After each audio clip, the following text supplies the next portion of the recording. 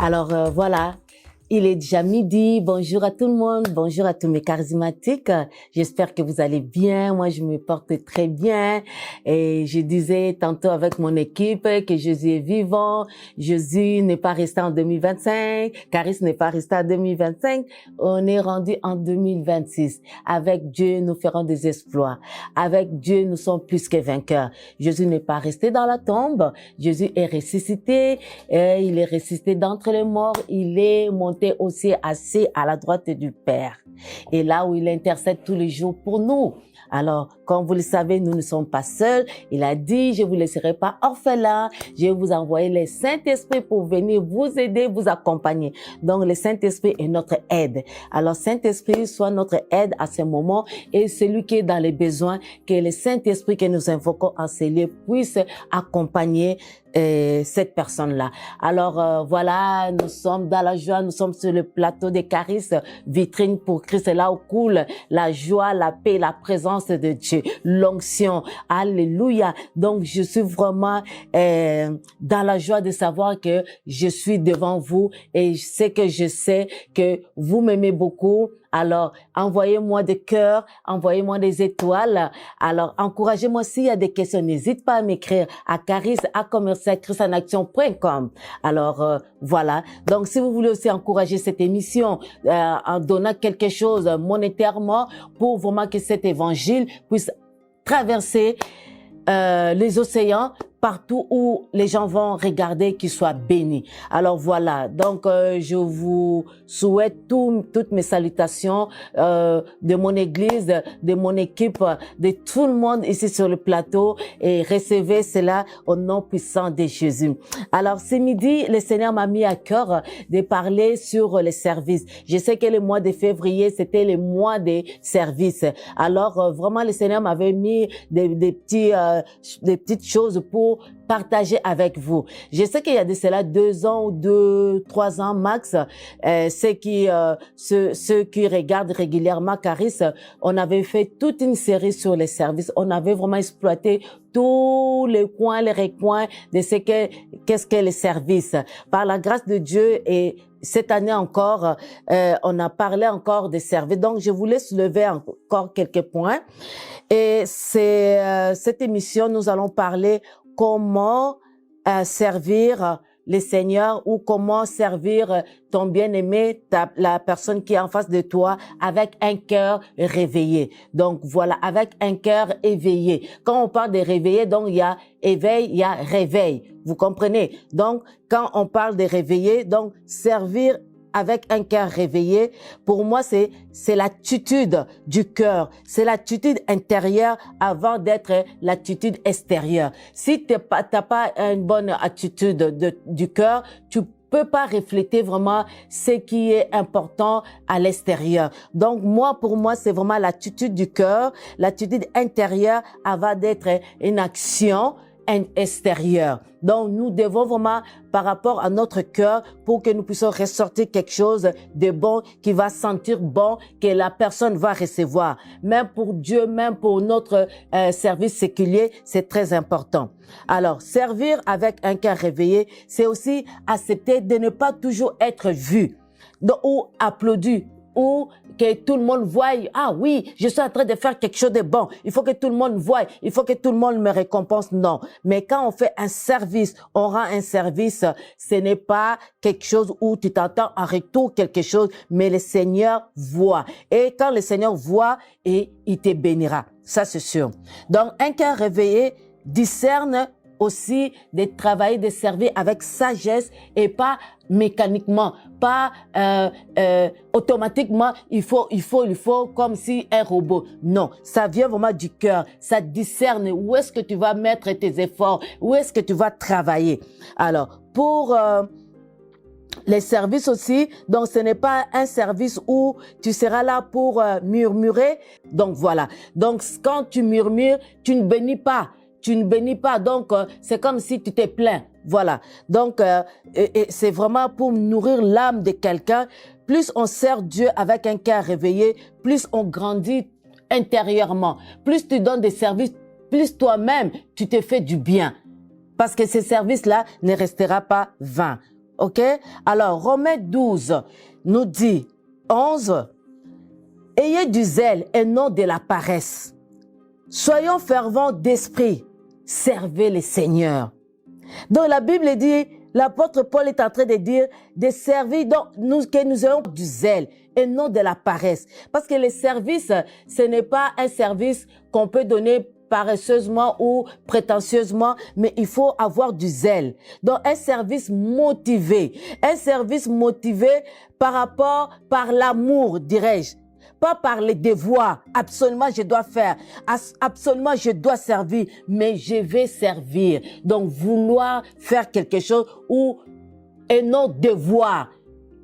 Je ne sais pas si je me fais bien comprendre. Donc, quand je dois, ok, tu peux, mais quand tu veux le faire de tout ton cœur par amour, parce que c'est l'amour qui pousse à l'action, que tu le fasses naturellement.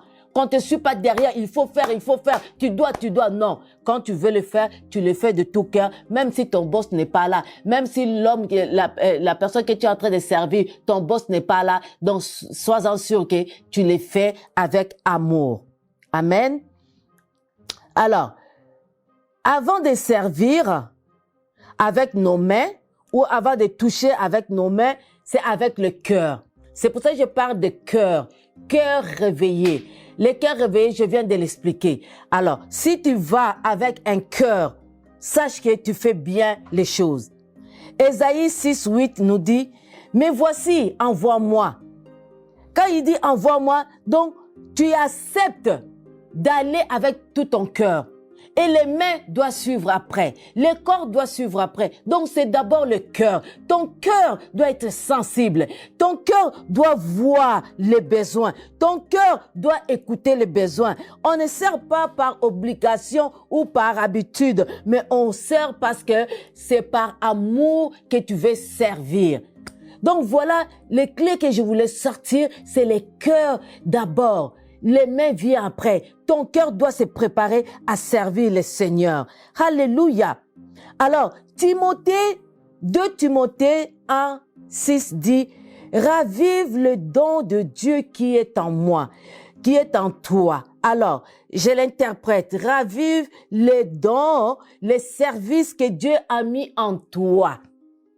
Beaucoup de gens servent avec négligence. Ah oui, je suis fatigué. Ah oui, je suis découragé. Ah, il y a ceci, cela. Il y a quelque chose qui ne va pas dans ma vie. Pourquoi je dois servir? Si rien ne va dans ma vie, pourquoi servir? Tu as besoin d'être rallumé. Ton service a besoin d'être boosté. Ton service, peut-être tu ne fais pas de mauvais cœur, mais lorsque tu es fatigué, lorsque tu es découragé, tu as besoin d'être rallumé, ravivé par le feu du Saint-Esprit. Et là, Dieu aura soin, Dieu va accepter le service. Parce que des fois, on sert pour servir.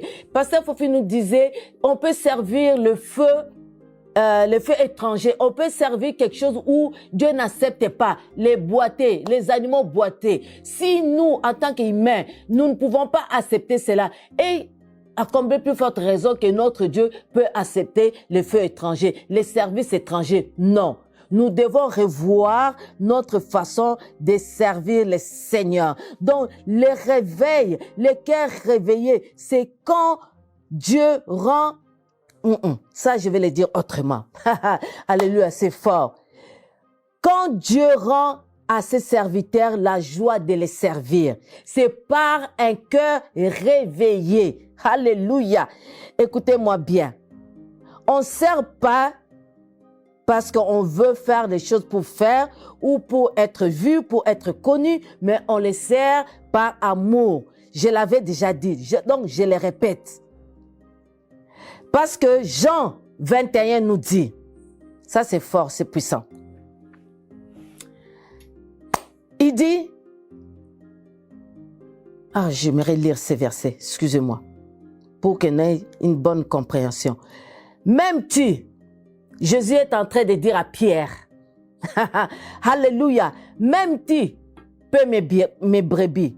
Alors, ce que Jésus voulait dire à Pierre, l'amour précède toujours les services. L'amour précède toujours le travail. L'amour précède toujours la mission. S'il n'y a pas d'amour pour ce que tu es en train de faire, c'est peine perdue. Tu vas le faire machinalement, tu vas le faire mécaniquement. Parce que tu n'as pas envie de faire. Tu sais, quand on te demande de faire quelque chose, tu n'as pas envie de le faire. Moi, j'ai mes enfants. Quand tu leur demandes, ah, fais la vaisselle pour moi. J'ai pas envie. C'est toujours là. Ah, j'ai pas le temps. Tu vois vraiment, il n'a pas vraiment envie de le faire. Et si il n'a pas l'envie de le faire, il le fait malgré lui. Tu vas voir les assiettes sont pas bien lavées. Et il y a des taches parce qu'il n'avait pas l'amour de le faire. C'est clair et net. Alors, je suis en train d'encourager. Ce midi, je suis en train de parler à quelqu'un. Ces bouts-là, si je le recommence maintenant, là, je ne vais pas finir. J'aimerais revenir sur l'amour parce que c'est très important. C'est très important de servir le Seigneur. Avant tout, l'amour. Je vais donner quelque chose seulement et puis je reviendrai. Je commence à faire deux séries à chaque thème. Mais ça me va. Au lieu de rester longtemps sur un thème, mais on peut le faire en deux. Et servir le Seigneur avec un cœur réveillé. Donc, c'est vraiment sortir de notre confort. C'est sortir, quitter notre façon de voir les choses qu'on faisait avant. Ah oui, moi, lorsque je faisais... Non, tu dois le faire selon les principes de Dieu. Tu dois le faire, c'est comment est-ce que ton boss demande. Toi, tu vas pas dire, ton boss te demande, ah, mets ça ici. Toi, tu dis, non, moi, je vais pas là, je vais ici. Non. Là, tu n'accomplis pas les services. Tu n'accomplis pas les désirs du cœur de ton boss. Sinon, tu vas passer à côté. Et quand il y aura récompense, tu l'auras pas parce que tu n'as pas fait les choses comme il se doit, comme ton boss t'a demandé. Donc, du coup, l'amour est très important. Comme Jésus a dit à Pierre, même tu, avant de faire ce que tu vas aller faire, paître les brebis, il faut d'abord aimer l'Éternel de tout ton cœur, de toute ta force, de ton intelligence, ta force. Dieu te demande cela. Alors, si tu ne renonces pas à toi-même pour te donner au Seigneur avec toute ta force de l'amour que tu peux redonner au Seigneur, sache que le service que tu vas rendre, ça sera peine perdue. Alors, vraiment, je crois de tout mon cœur que servir le Seigneur selon un cœur réveillé, c'est bénifiant, c'est gratifiant pour toi et moi. Et moi, je crois en ces jours que Dieu veut que tu puisses le servir avec un cœur réveillé. Comme je viens de l'expliquer, c'est un cœur qui est totalement à Dieu. Alors, je vais m'arrêter là et je sais que notre Dieu est fidèle et il récompense et rémunère tout ce qui travaille à sa moisson. Voilà, je vais m'arrêter là, mais avant de partir, je vais te lancer quand même un appel parce que servir le Seigneur sans cet amour, et cet amour vient quand Christ vient dans ton cœur. Et si tu peux, oui, le monde a un amour, Seigneur, merci, parce que le monde dit, ah, il faut s'aimer, ah, je t'aime, mais quel amour il s'agit? Est-ce que c'est le vrai amour que Christ a manifesté à la croix de Golgotha ou c'est un amour qu'on ramasse par-ci, par-là? J'entendais, je sais pas trop, les gens se disaient, aimez-vous les uns les autres. Donc, ça veut dire comme cet amour-là, donc une femme peut s'aimer avec une femme, un homme peut s'aimer avec un homme. Mais non, ça c'est biaisé, ça c'est vraiment renversé, ça c'est l'ennemi qui est derrière ça pour nous donner un autre aspect, une autre explication de l'amour. L'amour de Christ, ce n'est pas ça. L'amour de Christ, quand Christ donne l'amour, c'est le Fils de l'homme qui est venu non pour être servi, mais pour servir. Donc, ça veut dire que aimer, c'est servir Dieu avec ton cœur. Alléluia. Alors, je disais, je reviens, si quelqu'un veut donner sa vie à Christ, qu'il a entendu ces messages et qui s'est dit, le vrai amour, c'est Christ, qui a manifesté son amour à la croix de Golgotha. En donnant sa vie à la croix, c'était pour démontrer, pour nous montrer, pour nous racheter, pour nous montrer que cet amour est plus que toute autre chose. Parce que nous sommes des pécheurs et lui, il était sans péché. Il a accepté de porter notre péché pour que nous ayons la vie éternelle, la vie sauve. Il a dit, venez à moi, vous tous qui êtes fatigués, je vous donnerai du repos. Alors, c'est midi, si tu as entendu cette parole, ouvre ton cœur et répète la prière après moi. Dis, Seigneur Jésus, je reconnais que je suis un pécheur. ou une pécheresse.